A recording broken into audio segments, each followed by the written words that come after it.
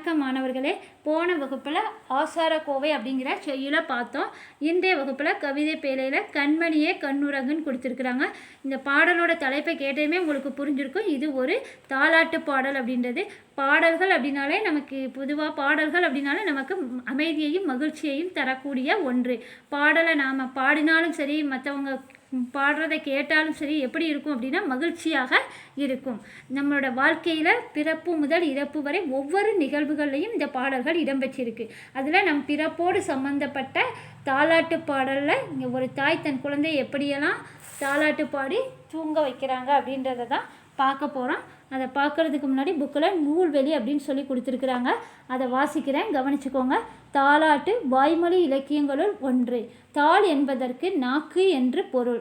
நாவை அசைத்து பாடுவதால் தாள் ப்ளஸ் ஆட்டு என்று பெயர் பெற்றது. குழந்தையின் அழுகையை நிறுத்தவும் தூங்க வைக்கவும் இனிய ஓசையுடன் பாடும் பாடல் தாலாட்டு. பாடலை பார்க்குறதுக்கு முன்னாடி புக்கில் நுழையும் முன் அப்படின்னு சொல்லி கொடுத்துருக்குறாங்க. அதை வாசிக்கிறேன், கவனிச்சுக்கோங்க. பாடல்கள் மனதிற்கு அமைதியையும் மகிழ்ச்சியையும் தருபவை.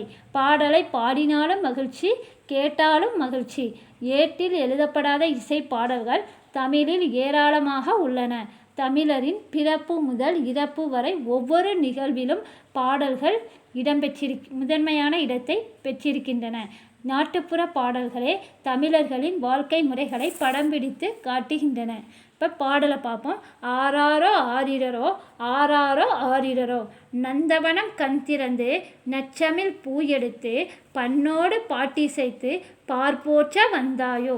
தந்தத்திலே தொட்டில் கட்டி தங்கத்திலே பூ இழைத்து செல்லமாய் வந்து உதித்த சேர நாட்டு முத்தேனோ.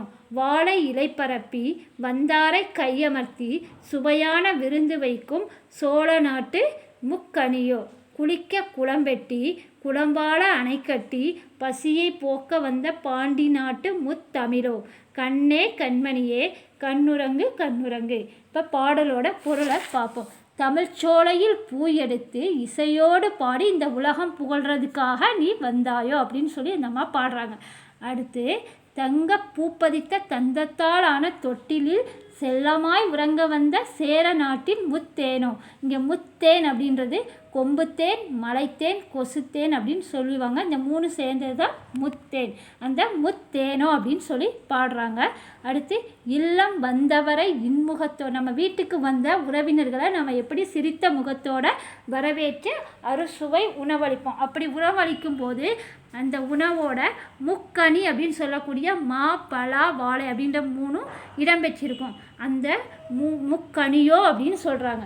அடுத்து, குளம்பெட்டி அணை கட்டி குடிமக்களோட பசியை போக்கக்கூடிய பாண்டிய நாட்டின் முத்தமிழோ அப்படின்னு சொல்லி அந்த குழந்தைய அந்த அம்மா கண்ணே கண்மணியே கண்மூடி உறங்குவாயாக அப்படின்னு சொல்லி தாலாட்டு பாடல் பாடி தூங்க வைக்கிறாங்க.